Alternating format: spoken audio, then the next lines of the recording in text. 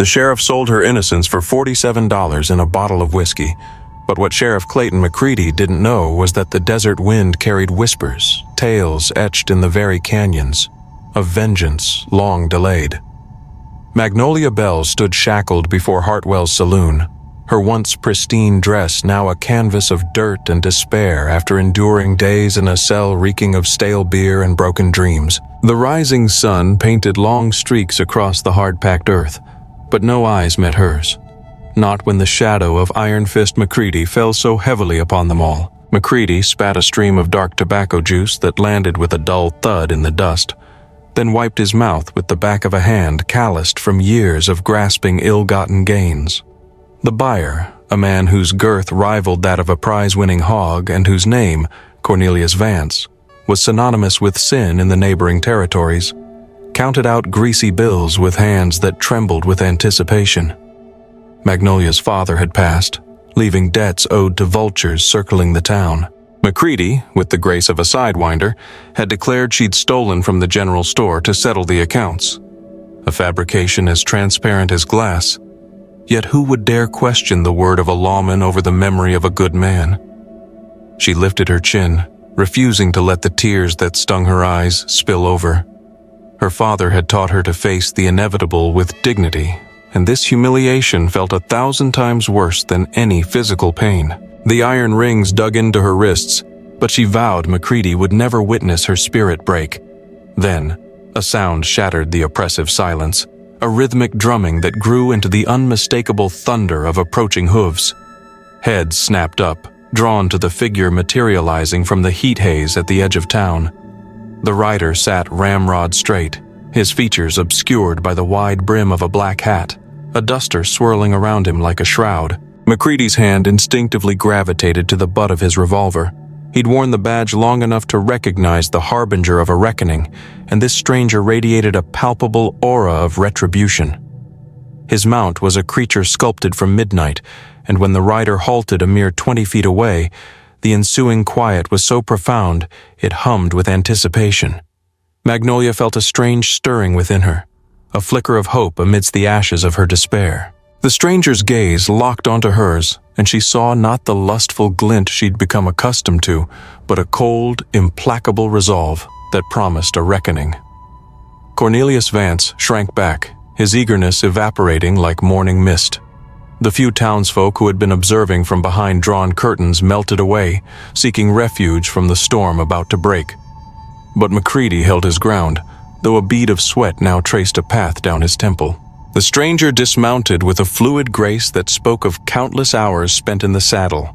His boots landed softly on the parched earth. When he finally spoke, his voice, though soft, resonated with the weight of judgment. "That girl is not property to be bartered." But it was McCready's next words that ignited a powder keg that had been simmering for 7 long years. McCready's laugh was a harsh, grating sound, the sound of a man whose conscience had long since been strangled by greed. "Well now, if it ain't some drifter thinking he can waltz into my town and dictate how I run things." He adjusted his tarnished badge with exaggerated slowness, ensuring the stranger registered the symbol of authority. "This is a lawful transaction, mister. The girl's a thief, and thieves pay their dues." The stranger took a deliberate step forward, and Magnolia couldn't help but notice the predatory grace in his movements, the coiled energy in his every muscle. But more than that, she saw the network of scars that crisscrossed his hands, the unmistakable testament to past imprisonments. This man understood chains. "Lawful?" The stranger's voice dropped, becoming even more menacing. "Since when does the law permit the sale of a human being like livestock?" McCready's face paled, the blood draining away and leaving it the color of old bone. His hand faltered on his gun, and for the first time Magnolia witnessed a flicker of fear in the sheriff's eyes. "How do you know my name?" But the stranger remained silent. Instead, he swept back his duster, revealing not one, but 2 Colt peacemakers slung low on his hips. The polished steel gleamed ominously, and Magnolia saw the rows of notches carved into the grips, a grim testament to lives extinguished. Cornelius Vance clutched his money and began to back away towards his wagon. "I want no part of this," he stammered, his jowls quivering. "Keep your woman, McCready. I'll find my merchandise elsewhere." McCready's eyes darted frantically between the stranger and his retreating customer. $47 slipping through his fingers. Money desperately needed to appease Blackjack Pete before the man demanded payment in blood. But the stranger's presence exuded an aura of impending doom. "You're making a grave mistake, mister," McCready said, desperately trying to project an air of authority. "This girl stole from honest citizens. She has to answer for her crimes." The stranger's lips curled into a chilling smile, devoid of warmth or humor. "She stole nothing, and you know it, just as you knew my sister stole nothing 7 years ago." The words landed like a physical blow. McCready's complexion shifted from pale to a sickly gray, and his gun hand began to tremble. Magnolia saw the dawning of recognition in the sheriff's eyes, followed by a wave of stark terror. "No," McCready whispered, his voice hoarse with disbelief. "You're supposed to be dead. They said you perished in that fire." "A part of me did die," the stranger said, his voice soft yet unwavering. "But some ghosts refuse to stay buried when there's unfinished business." But McCready's subsequent words shattered the foundations of Magnolia's world. "Your sister wasn't the only one who suffered for crossing me," McCready spat, his desperation giving him a false bravado. "That girl's father discovered my arrangement with the cattle rustlers, thought he could use it to his advantage, threatened to expose my cut to the territorial governor." The sheriff's laughter was devoid of mirth, a hollow echo of his corrupted soul. "So I orchestrated an unfortunate accident. Rattlesnake bites, a dreadful way to meet your end, but conveniently silent when you need someone permanently silenced." Magnolia's senses reeled. The iron chains felt like ice against her skin, and her knees threatened to buckle beneath her. Her father hadn't succumbed to a random act of nature. He'd been murdered, orchestrated by the very man who now sought to sell her into servitude. The stranger's hand moved with lightning speed, drawing his weapon in a single seamless motion. "You murdered Thomas Bell." "I did what was necessary," McCready retorted, "and I'll do what's necessary now." His own revolver cleared its holster, but the stranger was faster, infinitely faster. The gunshot reverberated through the morning air. McCready's shot went wide, the bullet embedding itself harmlessly in the weathered wood of the hitching post. But the stranger's found its mark with deadly precision, tearing through the sheriff's gun hand and sending his weapon spiraling into the dirt. McCready cried out in agony, clutching his mangled wrist, blood gushing between his fingers. Magnolia had never witnessed such speed, such lethal grace. The stranger's revolver was back in its holster before McCready even hit his knees. "Release her from those chains," the stranger commanded, his voice like ice water. "Then mount your horse and ride out of this town. If I ever lay eyes on you again, I'll finish what I started here." But McCready, fueled by desperation and the throbbing pain in his hand, refused to yield. "You think killing me will resurrect the past?" he gasped, his breath coming in ragged bursts. "Your sister is still dead. Her father is still rotting in the ground. And the moment you leave, I'll put a bullet in this girl's back just like I did her father." The stranger knelt beside McCready, his voice dropping to a low, dangerous murmur. "My name is Silas Whitmore. 7 years ago, you falsely accused my sister Ruth of rustling and saw her hang. You razed our farm to the ground and left me for dead. Every day since, I have dedicated myself to mastering the art of killing men like you." He rose and turned to Magnolia, and she saw reflected in his eyes not only the burning fire of vengeance, but also a profound sorrow that mirrored her own. "However," Silas continued, his gaze returning to the fallen sheriff, "I won't grant you the swift release you crave. Instead, you will endure the weight of your actions, but first, you will confess to the town the truth about every lie you've told, every life you've destroyed." But McCready unleashed a hollow, defiant laugh that echoed across the deserted street, clinging to the final thread of his authority. "You want the truth?" McCready wheezed, still cradling his bleeding hand. "The truth is, your saintly sister was as guilty as sin. She was in league with the rustlers, and Thomas Bell was her accomplice. They were stealing cattle and selling them across the border. I apprehended them in the act." Silas's face transformed into a mask of stone, but Magnolia detected a flicker of doubt in his eyes. 7 years of unwavering belief in his sister's innocence, 7 years of meticulous planning for retribution, and now MacCready was sowing seeds of uncertainty. "You're lying," Silas asserted, but his voice had lost its earlier conviction. MacCready sensed the shift in momentum and pressed his advantage. "Inspect the abandoned mineshaft outside town. That's where they concealed the stolen brands, where they altered the markings before selling the cattle. Your sister's locket is still there, the one inscribed with her initials unless someone has retrieved it." Magnolia watched as Silas wrestled with this revelation. She could almost see the internal struggle, the clash between his thirst for vengeance and the unsettling possibility that his entire worldview was built on a foundation of lies. This was MacCready's strategy, to introduce doubt, to paralyze Silas with uncertainty. But then, a forgotten detail surfaced in her memory, sending a chill down her spine. "He's still lying," she declared, her voice ringing with conviction. "My father was illiterate. He could barely sign his name, let alone orchestrate a cattle rustling operation. He was also timid by nature. He would never have the gall to become thief, let alone work with cattle rustlers." MacCready's eyes flared with rage. "Hold your tongue, girl, or you'll suffer the same fate as your father." The threat was a miscalculation. Whatever doubt had taken root in Silas's mind was instantly eradicated. His hand moved to his gun once more, this time with unwavering determination. "The mineshaft story might contain a kernel of truth," Silas conceded, his gaze fixed on MacCready. "But you committed a fatal error, MacCready. You claim my sister was a rustler. Ruth was 17 years old and terrified of horses. She couldn't even saddle a gentle mare, let alone drive stolen cattle across dangerous territory." MacCready's face contorted with a mixture of pain and fury. "None of that matters anymore. You fancy yourself a hero, but you're too late. I have 6 men armed with rifles strategically positioned around this street, and their orders are to eliminate you if anything happens to me." As if on cue, the distinct clicks of rifles being cocked echoed from the rooftops and alleyways. Magnolia's heart plummeted. 6 distinct locations, exactly as MacCready had claimed.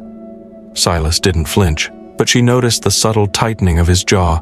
They were caught in a carefully orchestrated trap.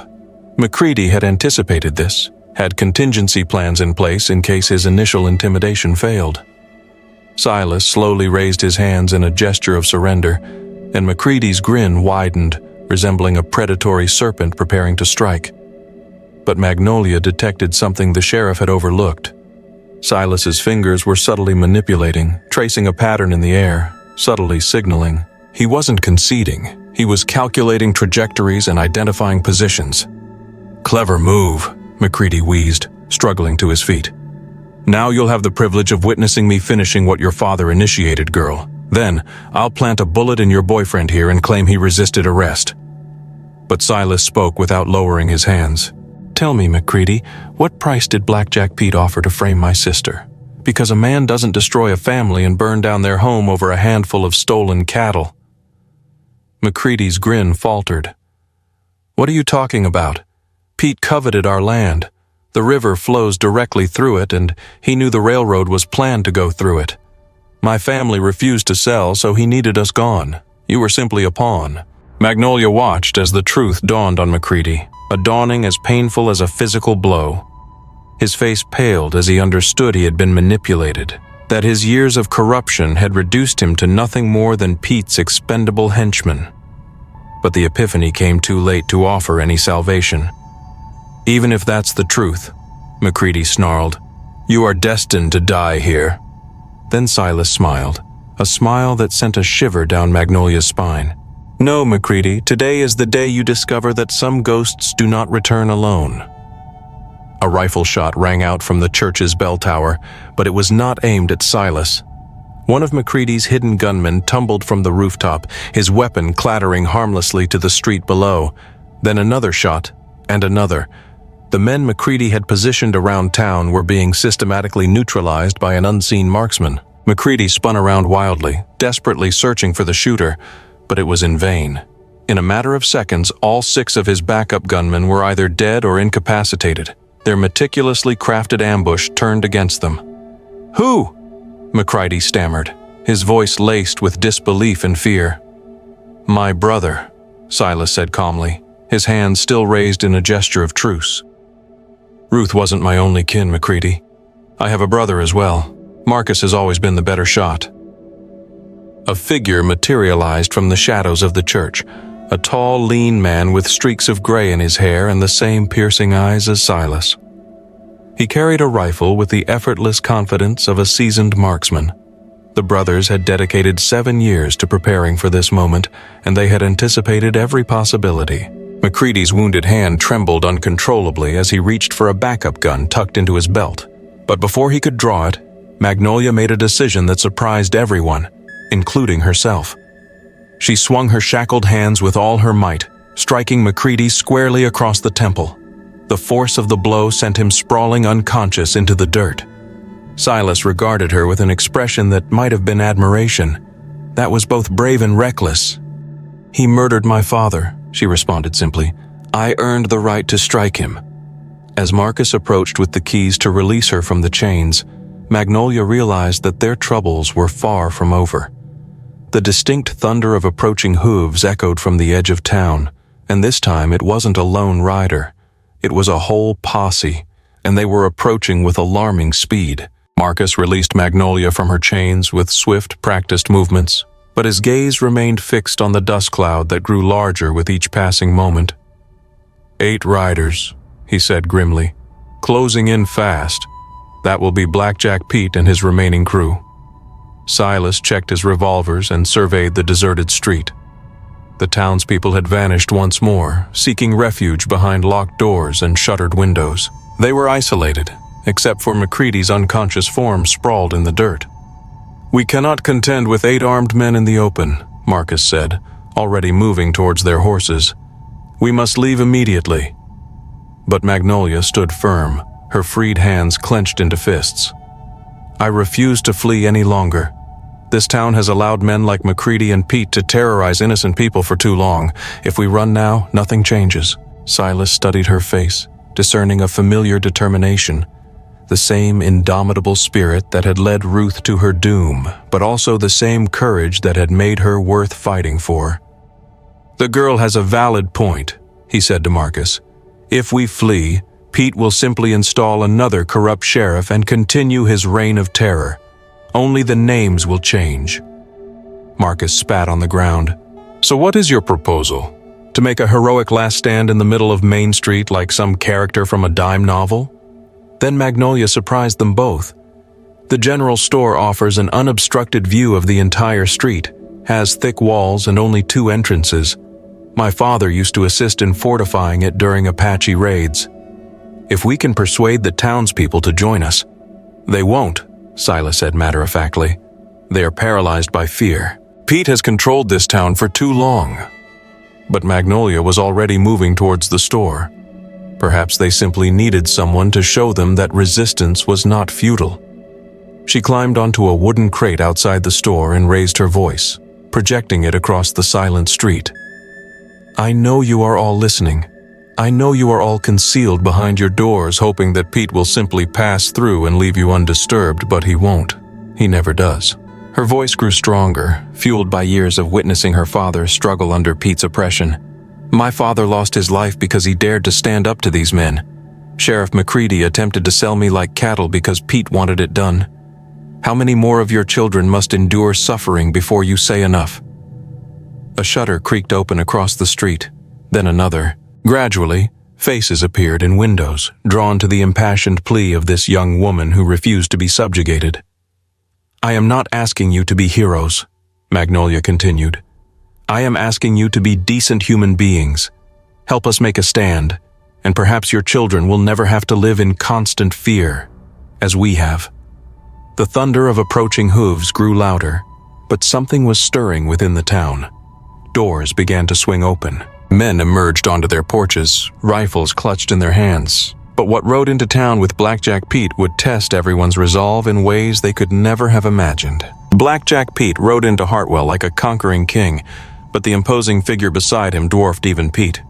He was immense, towering at least 6.5 feet tall, with arms that resembled the trunks of ancient trees and scars that adorned every inch of visible skin. The townspeople who had been on the verge of joining the fight suddenly found reasons to retreat back into their homes. "That is Iron Mike Torino," Marcus whispered, his face paling noticeably. "He allegedly killed a man with his bare hands in Denver last month. Pete brought his personal enforcer." Pete reined in his horse 30 feet from where Silas stood, shielding Magnolia. The outlaw leader was impeccably dressed, but his expensive attire could not mask the cold, calculating glint in his eyes. He had built his criminal empire on fear, and fear had served him well. "Well, well," Pete drawled, his voice exuding the self-assuredness of a man who had never tasted defeat. "If it is not the Whitmore brothers, I had heard rumors that you two met an untimely end." "Not quite," Silas responded, his voice unwavering. Pete's gaze shifted to McCready's unconscious form. "It appears you have been busy. An unfortunate circumstance. Clayton may have been corrupt, but he was my corruption. A dependable sheriff is hard to find." Iron Mike cracked his knuckles, the sound like breaking rocks. "Shall I take care of this, boss? It will be over in a minute." But Pete raised a hand in a gesture of restraint. "Now hold on, Mike. Let us approach this in a civilized manner." He looked directly at Magnolia, and she felt like a helpless insect under the scrutiny of a predator. "Miss Bell, is it? You have stirred up quite a commotion for such a young lady." "I have done nothing wrong," Magnolia said, surprised by the calmness of her own voice. "Your sheriff falsely accused me just as he falsely accused Ruth Whitmore." Pete chuckled, genuinely amused. "Falsely accused you? My dear girl, I do not falsely accuse people. I own them. Your father incurred a debt with me, and when he was unable to repay, he became my asset.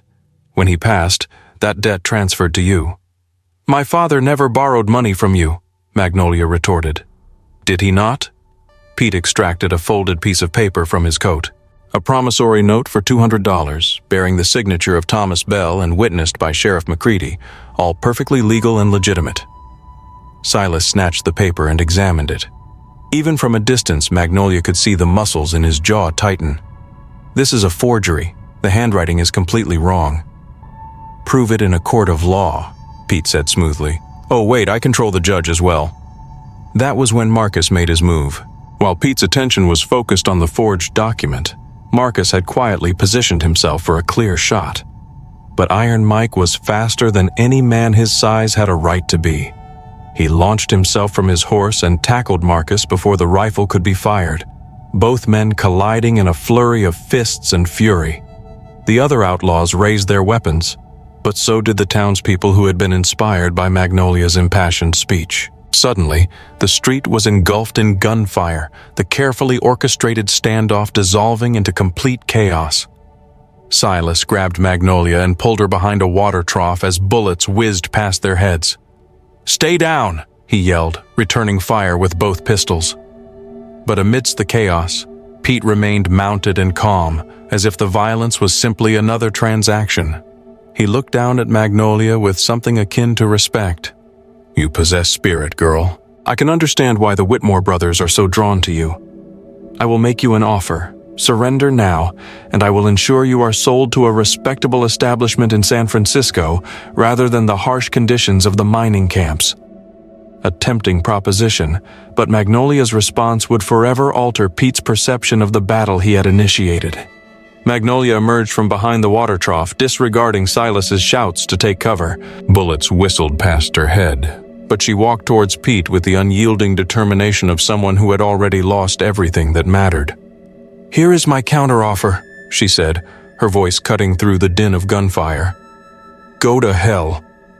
Then, she retrieved McCready's backup gun from where it had fallen and fired a bullet directly into Pete's heart. The outlaw leader looked down at the spreading stain on his expensive shirt with genuine bewilderment. He had been shot before, but never by a 19-year-old girl who was supposed to be his property. He toppled from his horse without uttering another word, dead before he hit the ground. The gunfight ceased as abruptly as it had begun. Pete's men, seeing their leader lifeless, lost their will to fight. Some surrendered while others attempted to flee, but the townspeople had them surrounded. Iron Mike, still engaged in a brutal struggle with Marcus, froze upon seeing Pete's lifeless body. "Boss," he called out, but there was no reply. Marcus capitalized on the distraction to land a decisive blow on Mike's jaw, felling the giant like a felled tree. The enforcer crashed to the ground and remained motionless, unconscious beside his dead employer. Silas looked at Magnolia with a mixture of admiration and apprehension. "That was the bravest and most foolish thing I have ever witnessed." "Or the most foolishly brave," she replied, the gun now shaking in her hands as the adrenaline subsided. Sheriff McCready groaned and sat up, clutching his head. When he saw Pete's corpse, his face turned ashen. "Jesus Christ, what have you done? Pete has connections in the highest echelons of power. They will dispatch the cavalry, bounty hunters, every armed man in the territory." "Let them come," said Marcus, wiping blood from his split lip. "It will not change the events of this day." But Silas had a different strategy in mind. He knelt beside McCready and spoke in a low, menacing tone. "You will compose a comprehensive confession detailing every crime, every bribe, and every murder you committed on behalf of Pete. Then you will travel to the territorial capital and deliver it personally to the governor." "Why would I do that?" McCready snarled. "Because if you refuse, I will hunt you down and finish what I started today, and next time there will be no witnesses to compel me to show any mercy." McCready looked into Silas's eyes and saw his own demise reflected there. He nodded reluctantly. 2 hours later, a broken and defeated Clayton McCready rode out of Hartwell, his confession concealed in his saddlebags. The townspeople buried Blackjack Pete and his deceased followers in unmarked graves outside the town limits. Iron Mike and the surviving outlaws were confined to the jail, awaiting judgment. As the sun began to descend, Silas found Magnolia sitting on the porch of the general store, contemplating the street that had been stained with blood that morning. "What happens now?" she asked. "Now, that decision belongs to you," he responded. "Pete is dead, McCready is finished, and this town requires healing. It could use someone with the courage to guide it." She looked at him, this enigmatic man who had appeared like an avenging angel when she needed him most. "What about you? Will you stay?" Silas paused for a long moment. "My sister has been avenged. My family's killers are either dead or broken. For the first time in 7 years, I have no obligations." "Then stay," Magnolia said simply. "Help me transform this town into something decent." He smiled then, the first authentic smile she had seen from him.